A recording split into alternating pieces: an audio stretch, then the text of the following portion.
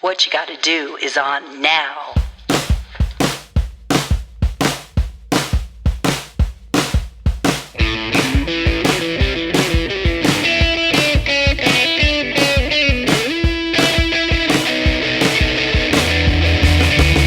Hello and welcome to What You Gotta Do podcast, where we inspire one another to live a simple, abundant life. I'm your host, KT, along with my very best buddy, Cody. Hi, Cody. How are you? Tell me how everything's going. What's happening? Hi, KT. I'm so happy to see you. I love that. I'm your buddy. That's so fantastic. I think I said your best buddy. Oh, excuse me. I will get best buddy necklaces. Yes. Okay, cool. How are you? I'm doing quite good. I'm very, very busy with my work, but it's okay. I have a job and a paycheck, so I'm very happy. So I'm not going to complain because I'm not a complainer. Good. So I'm very excited because tomorrow my kids go back to school. Hooray. I know. I'm so excited. And so my tradition with my kids is to bake them cookies so that they come home to fresh baked cookies on the first day of school. Yeah, I've always really tried to make an effort to do that. I haven't always been 100% perfect, but I mean, that's as good. So I have a little baking trivia for you. May I share? Please. What came first, the cookie or the chocolate chip? Oh, Did you know? I would say the cookie. You'd say the cookie? Well, you would be correct. The chocolate chip came after the chocolate chip cookie. After this classic, it was probably just a cookie then, not really a chocolate chip cookie if they didn't have a chocolate chip to put in the cookie. So after the classic cookie was invented from a spur of the moment, broken up chocolate bar and cookie dough mix, the chocolate chip became a product of its own and many essential baking ingredients for lots of different things. Isn't that incredible? Are you freaking out? Like, how old do you feel right now? Like ancient. Like literally, this summer has beat me up a bit. Like it's been a great summer, but it's exhausting trying to get these kids out doing things and not just sitting around playing games all day and sleeping all day. And it's a fight. But now guess what? That fight's over and it's fighting about grades and getting your work done. Yeah. So you just exchange one for another. So you just keep on plowing through. Brianna turned 39 today. Happy birthday, Brianna. Holy cow. Happy birthday, Brianna. I remember when I turned 39. Holy crap. That's crazy. How old do I feel? Oh my gosh. Is that so weird? Like, I knew you when you turned 39. I know. You've known me for a lot longer than that. That's funny. Well, let's talk about what you got to do today and what our topic is. You want to introduce it?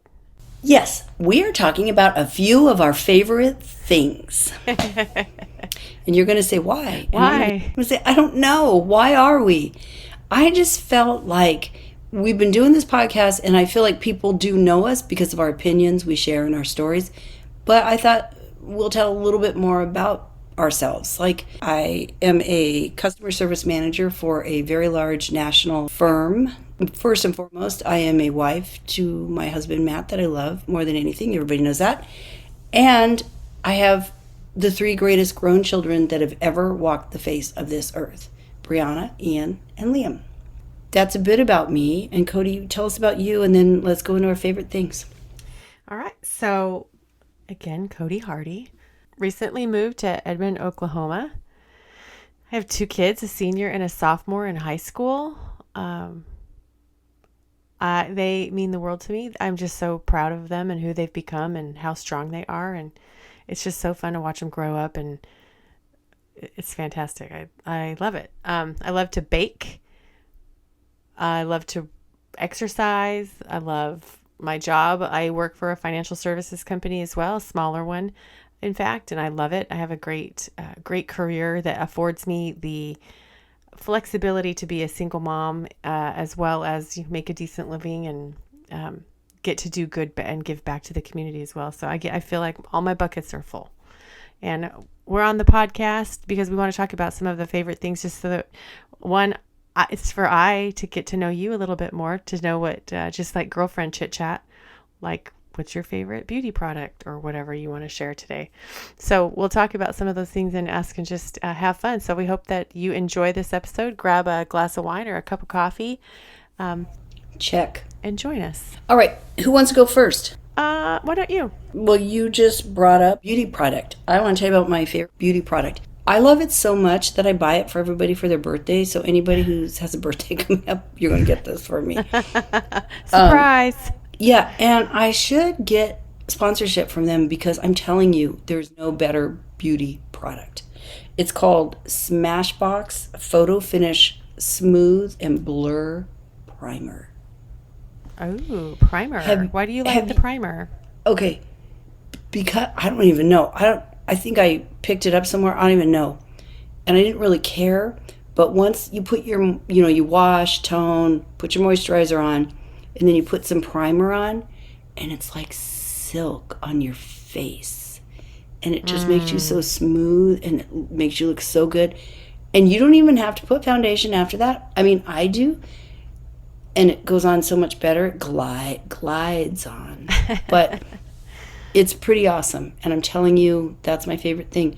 Smashbox, if you're listening, I'm pretty cheap. We're so trying to get a free stuff. It's going to happen one of these days. Do you have a favorite beauty product? I do. And I love their whole skincare line, to be honest with you. It is a company called Beauty Counter. And they have all natural ingredients. They don't put deodorants or harsh chemicals in there. It's all not essential oils, but it's like oil based. So they have this cleanser that you use the first thing. And it is actually an oil that cleanses your skin. And I feel like since I've been using their products, it's probably been at least 2 years, if not a little bit longer. I've had more compliments on my skin than I've had my entire life. And I did not take care of my skin. We talked about that in our last episode. So I really like that whole line. It's rather expensive, but it is, if you are looking for something great, I would highly recommend that. Beauty Counter. Okay, thank you. Okay, I have a question for you, KT. Do you have a favorite karaoke song that's your go-to karaoke song? Like if you had to choose right now, go. Okay, everybody in my life knows that I'm the worst singer in the whole world. However, sometimes your friends make you sing a karaoke song. If that is the case, it is Hotel California. On a dark desert highway, cool wind in my hair. Anybody can sing it. So that's it. Hotel. As a matter of fact, I think I've only done karaoke really honestly one time, and that's the song I chose. Because everybody knows the song, everybody sings with you, no one even hears you sing. That's it. Right. What's yours? So lately, it's been Callin' Baton Rouge, Garth Brooks. I love that song. I don't know why. It's just fun to sing. It's happy. It's pretty easy to sing along to. I don't know. I like it. So it is. It's one of my very favorite Garth Brooks songs. Not my favorite, but one of my very favorite. Yeah. But my mouth is not coordinated enough to see. It's like rapping. He's like I a practice country rapper. it. I practice it. It's okay. You gotta What practice do you it. practice? Like, do you have the lyrics and you practice reading them and saying? Well, yeah. Do you have Apple Music? Well, even Spotify music has the lyrics. You can click the lyrics and you read along, and I've known the lyric, but I used to be one of those geeks that when I got the tape, it had the lyrics inside the tape. Mm-hmm. What do you call that little cardboard fold out thing? It had pictures cover, yeah. And usually the lyrics and stuff. And I would read that and study it and sing along.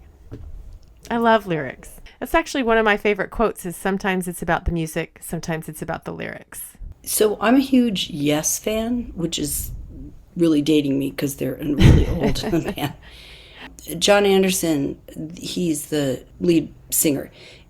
Somebody asked him about the lyrics to his songs. I don't know if you've ever actually heard their old songs. They don't really make sense, but they're so beautiful. Mm-hmm. And they said, well, what does those lyrics mean? How did you write them? What was going on? And he was like, I don't even know what I was saying. It just sounded really good coming out of my mouth to the music.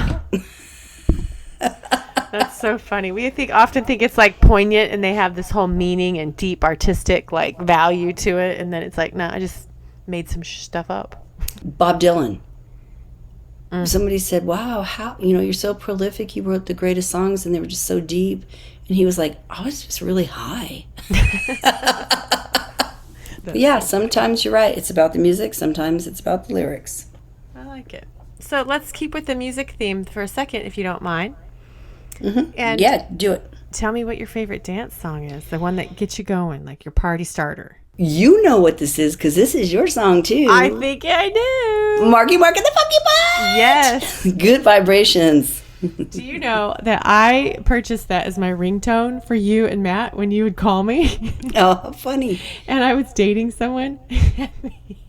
And he goes, "You've got to change that ringtone." Feel it, feel it. Because you'd call or text every time. It was set off every time you text and every time you call. I freaking love that song. I mean, if that doesn't make you want to dance, there's something wrong with you. I know. I love it. I do love that song. That's a great song. So I did come up with a backup because I knew you were going to steal that one. And don't laugh, but Taylor Swift's 22. I love dancing. Oh, Is that I crazy? love Taylor Swift. You know, I love it. Like, who doesn't love her? Like, she's Yeah, like it's just fun. what you could say. What you would say if you were when you were a teenager and wrote music like her. She's like, she nails it. She nails it. It's incredible. Someone once said, those who can't write books write songs. And I thought, well, that's not very nice because songwriting's important too. Yeah, I don't think that's a bad thing. Yeah, I don't either. I don't know what you're talking about. Favorite candy? Okay, so there's two categories. There's the fruit genre, right? Like Twizzlers, Skittles, Starburst, those things. And then there's the chocolate genre. So I have one of each. Do you have one of each? Yeah, I have one of each. Okay. So my favorite, then what's your favorite sweet or your fruity candy then? Well, it's not fruity, but it's hot tamales. Cinnamon. You know I live for hot tamales. So I used to eat like extra, those fire hot tamales. Uh-huh. And I used to chew big red gum. And I am not lying. You can ask my family. I ate so much cinnamon, it bored a hole into my tongue. I know you don't believe me, but I swear. I have done that. I am not lying. Oh, you did? That. Yeah, I use cinnamon flavored gum. I have cinnamon flavored floss, which is hard to find. So I always buy it up, like several of them when I have it. I love cinnamon flavored. They used to have cinnamon flavored mouthwash. It's really, you can't find it anymore. I love cinnamon. Because it burns a hole in your tongue. That's remember when we were kids and we would make those cinnamon sticks. You get toothpicks and soak it in that cinnamon oil. Yeah, and here we were would little buy kids, it at the ice cream truck, and we were running around with probably our hands in our pockets with cinnamon sticks in our mouth. So how many not kids safe. had their I was riding bikes, riding my skateboard with cinnamon sticks. Yeah, and then at the Circle K, they had those suckers that had the square. Cinnamon square on it. Mm-hmm. I freaking love cinnamon. Dude, I do too. I didn't realize we both loved cinnamon this much. I didn't either. Gosh, I feel like I'm getting to know you.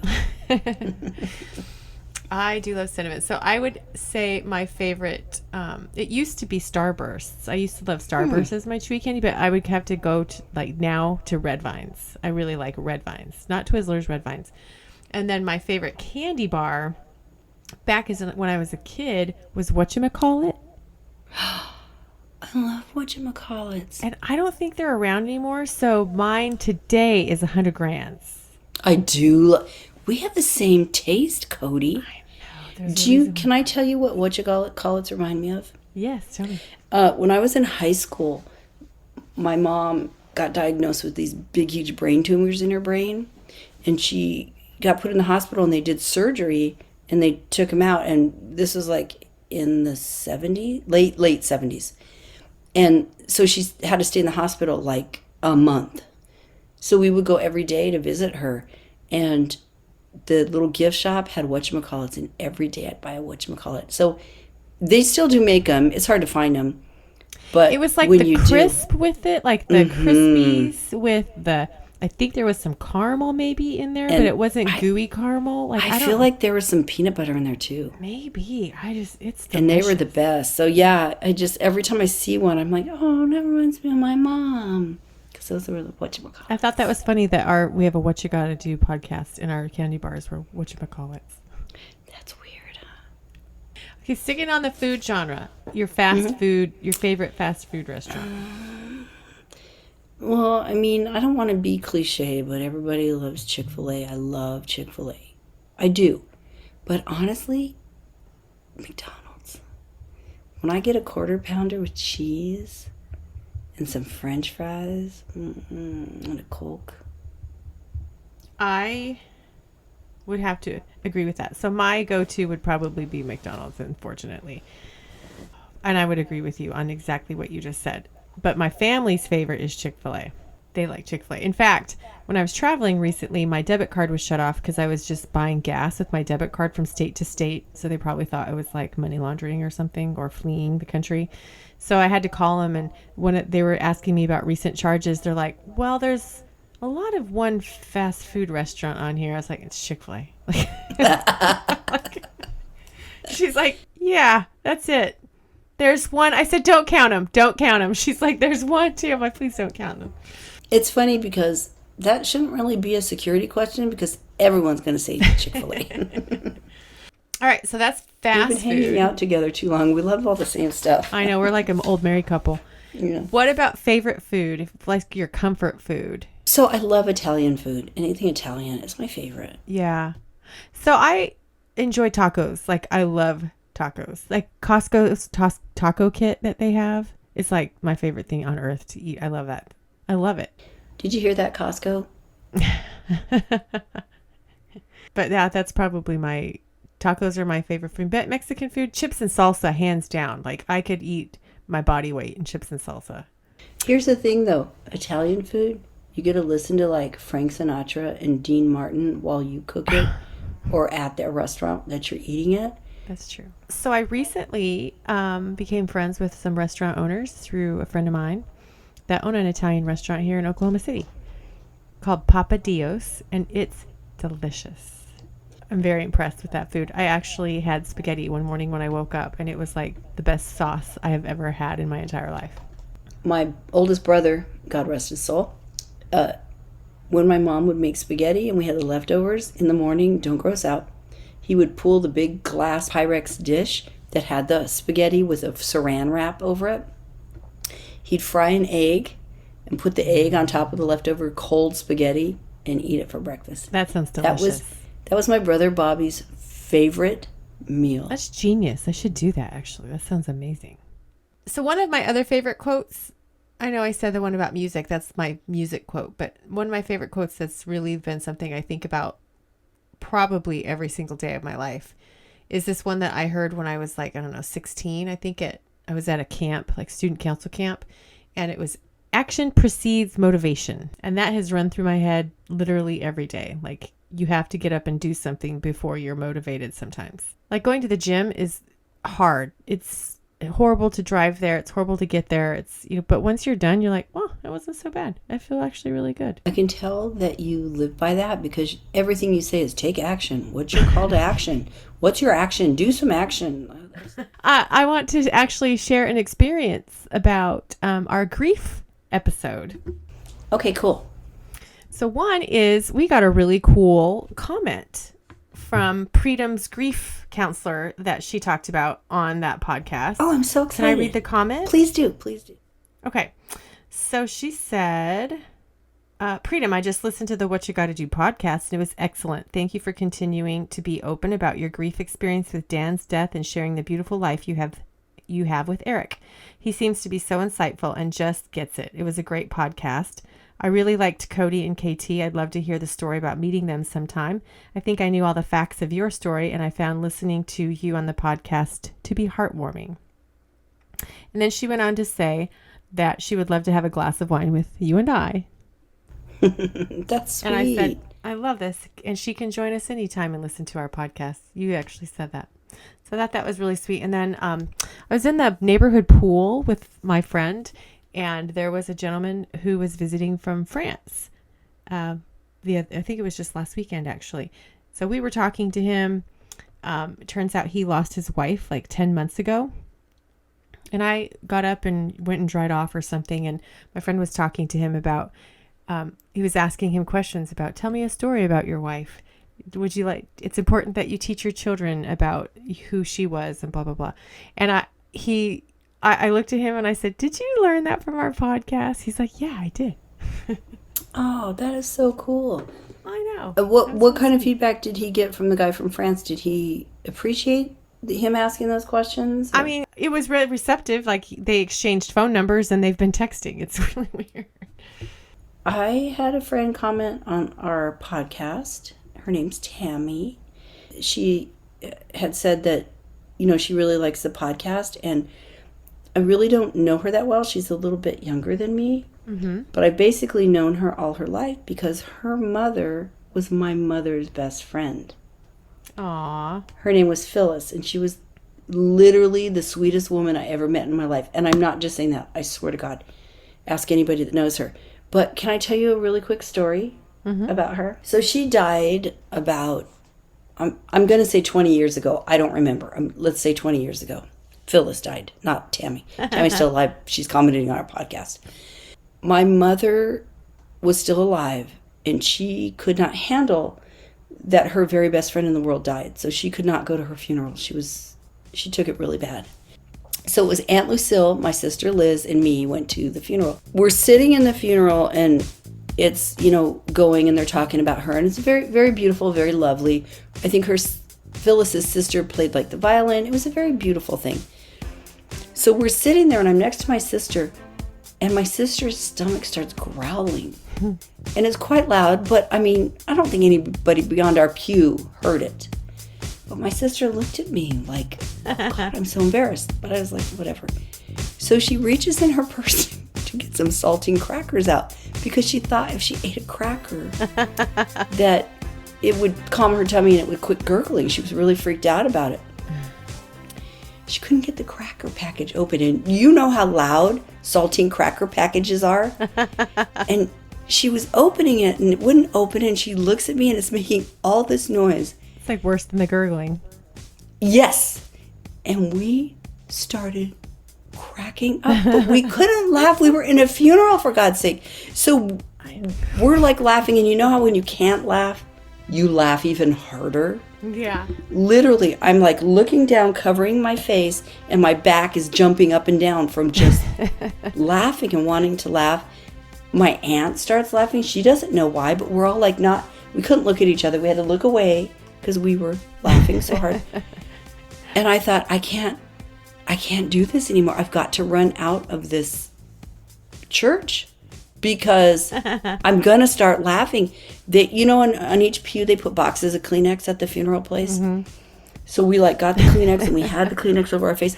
Everybody in there thought we were just sobbing, devastated and crying, but we were just trying not to laugh. That's hilarious. It was the hardest I've ever laughed in my whole entire life. So we get in the car and we're laughing, and we go up to the burial place, the cemetery, and we're in our car laughing, tears pouring down our face, laughing our asses off.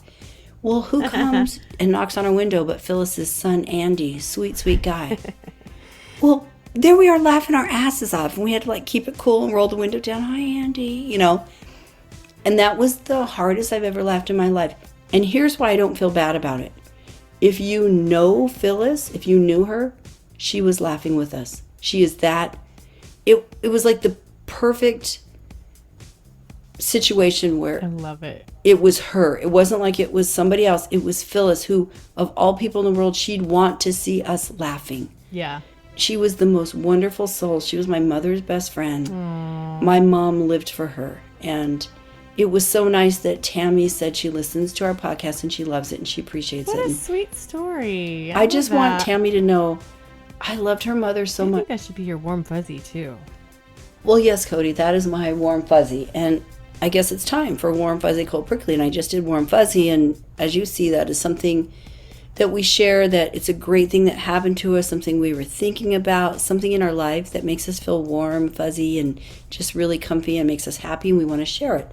Cold prickly, conversely, is just a crappy thing, something we're going through, something that happened to us, something we're thinking about that we just want to vent or possibly get some help and kind of throw it around and help each other out with our cold pricklies. Cody, would you mind sharing the cold prickly with us? Not at all. I'd be happy to.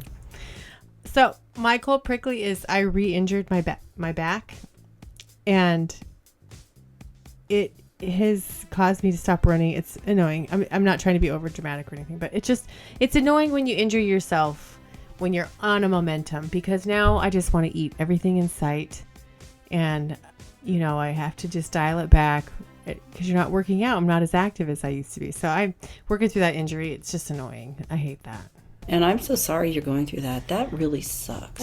It's all right. It's just annoying more than anything, because it's just, you feel like you work so hard to get to where you're at, and then you have to pause. And then we have this 5K that we want to do in November, you and I.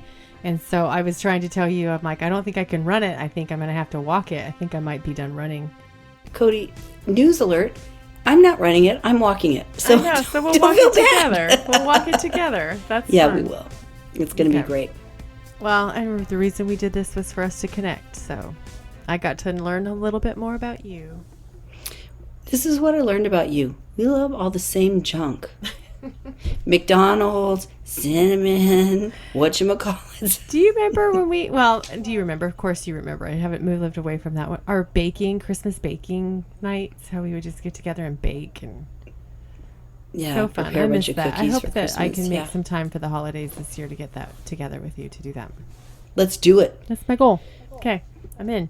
Well, thank you for joining us this week on our favorite things episode of What You Gotta Do. Remember to take action and claim freedom.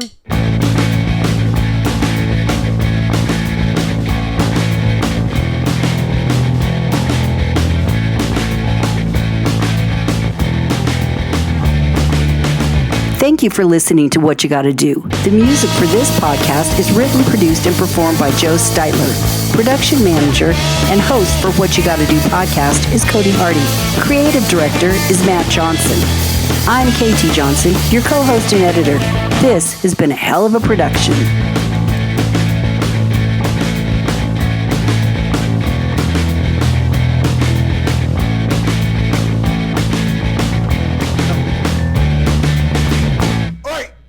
What you gonna do?